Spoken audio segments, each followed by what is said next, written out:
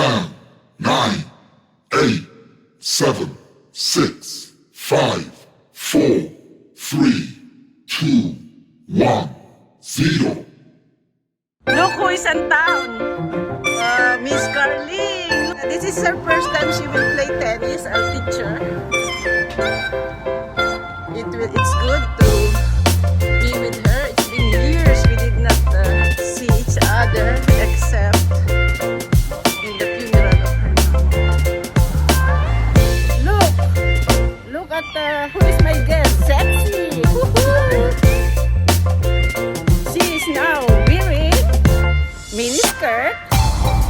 She is good in volleyball, she said. Oh, look, Carla, there is no stomach. She's here in my town. Take her to tennis because she is grieving and it will help her release some of her pain. Told her to join us. This is also another morning guy. Morning, not morning. I'm not a morning person, but No. I am in morning. He is in morning. Irene. Yeah. These two are grieving both. Hello, greetings to all. This is your mama vlogger, Sally Jimenez again. I just want to share with you about my new guest, Miss Carling. Well, her name is Miss Carla. I invited her to visit me because she is grieving. As many knows that her mother just passed away a few weeks ago. And she is really sad and lonely. And she got sorrows in her heart, so I encouraged her to visit me, and here she goes. You will see her playing tennis, and I know it will help her a lot to ease her pain and her burden. So let's talk about things, how to prepare yourself to hear the same stories over and over. Be patient, kind, and remember that these too shall pass. Your loved one will one day move past this stage of their grief. Until then, let yourself become their outlet as I encourage them to talk about it. How do we find motivations following a tragedy when it's hard to even get out of bed? After losing someone you love or suffering from any of life's other catastrophes, it may seem impossible to find the strength to go on, let alone find the willpower to get your life back on track. When you face misfortune, the heartache and pain that follow can leave you sleepless at night. You may find it hard to have the courage to go on and face life after loss. Focusing your efforts on meaning-making in grief or tragedy after a major setback may seem like an impossibility, especially when you can't even get excited about waking up in the morning. Grief can make it so that you've lost interest in everything that once brought you joy. Everything may now seem hopeless. The following information and tips may help you regain some of that lost motivation. Finding motivation after a loss can be challenging, or most days you may be struggling to recover from your loss and may not feel like doing anything.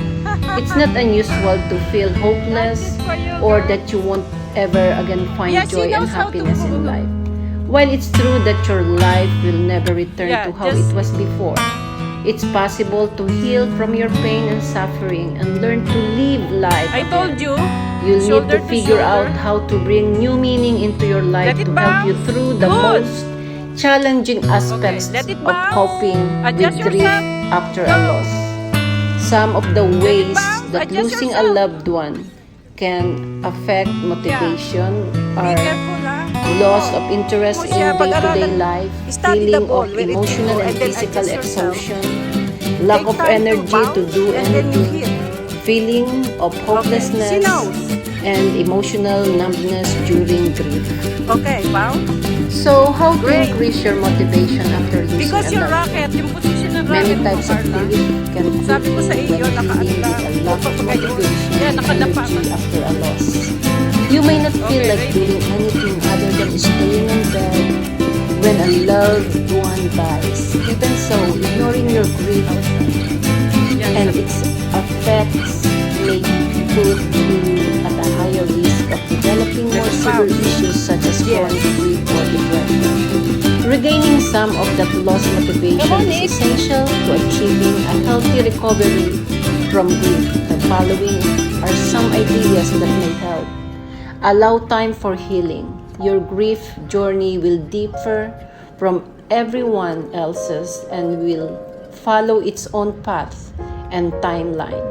Avoid comparing your experiences to others, as there's no right or wrong way to grieve. What you can count on is that healing takes time. There's no rushing to get to the finish line, as there might not even be one. Expect that your pain and suffering will ebb and flow as time goes on.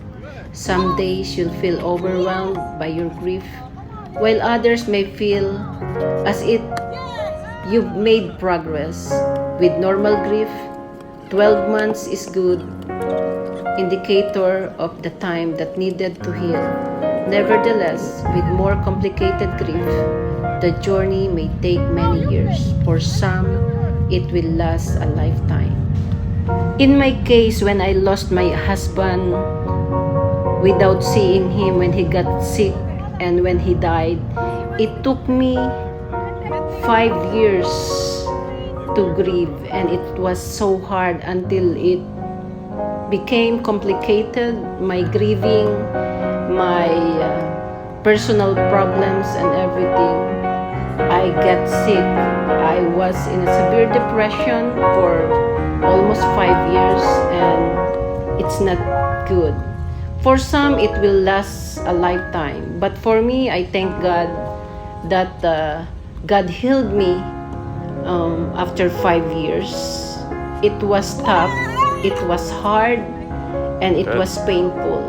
So, make a wish list. Some people find it motivating to make a list of all the things they wish they could do before they can. Consider the things you've wanted to do or accomplish before advanced age, illness, or death gets in the way.